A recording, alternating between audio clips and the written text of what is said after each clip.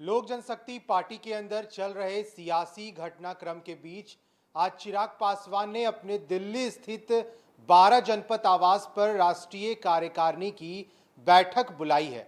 यह बैठक सुबह 11:30 बजे शुरू होने वाला है और इस बैठक में कई लोक जनशक्ति पार्टी के बड़े नेता शामिल होंगे। इधर बात करें तो पशुपति कुमार पारस ने पहले ही राष्ट्रीय कार्यकारिणी की बैठक पटना में बुलाई थी, जिसके बाद नामांकन के बाद कोई दावेदार सामने नहीं होने के बाद पशुपति कुमार पारस को पारस गुट ने राष्ट्रीय अध्यक्ष चुन लिया। अब जब चिराग पासवान ने दिल्ली में राष्ट्रीय कार्यकारिणी की बैठक बुलाई है, इसमें लोक जनशक्ति पार्टी के भविष्य के लिए आगे की रणनीति पर चर्चा की जाएगी। पशुपति कुमार पारस ने जिस तरह से लोक जनशक्ति पार्टी के अंदर टूट को अंजाम दिया, उसको लेकर के चिराग पासवान आगे की रणनीति तय करेंगे। ये बैठक सुबह 11:30 बजे से उनके दिल्ली स्थित आवास पर होगी। हालांकि कयास लगाए जा रहे हैं कि लोक जनशक्ति पार्टी के कई बड़े नेता इस बैठक में शामिल होने वाले हैं। इससे पहले चिराग पासवान ने शनिवार की देर शाम लोकसभा अध्यक्ष ओम बिरला से मुलाकात की थी। ओम बिरला को उन्होंने एलजेपी की तरफ से ज्ञापन भी सौंपा, जिसमें यह दावा किया गया कि पारस समेत 5 सांसदों को पार्टी ने बाहर का रास्ता दिखा दिया है। ऐसे में एलजेपी संसदीय दल के नेता पद पर पारस का चयन सही नहीं है। लोकसभा अध्यक्ष से चिराग पासवान ने अपने फैसले पर पुनर्विचार का आग्रह किया। उधर इस मामले पर लोकसभा अध्यक्ष पहले ही कह चुके हैं कि उनका फैसला बिल्कुल सही है।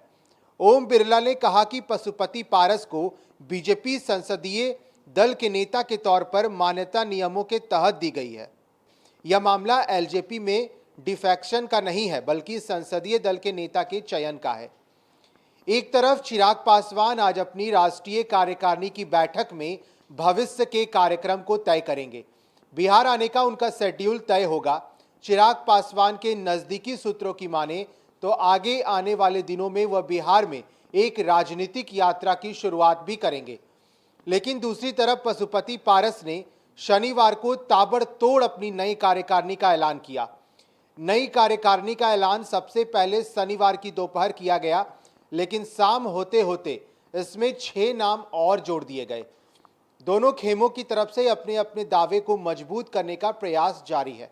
चिराग पासवान के लिए राहत की बात यह है कि चुनाव आयोग में पारस गुट की तरफ से जो दावा किया गया है, उसमें राष्ट्रीय कार्यकारिणी की पटना में हुई बैठक में शामिल होने वाले नेताओं की लिस्ट शामिल नहीं है, जबकि चिराग पासवान के साथ वह सूची मौजूद है जो राष्ट्रीय कार्यकारिणी के सदस्य हैं और उनकी बैठकों में शामिल हो रहे हैं।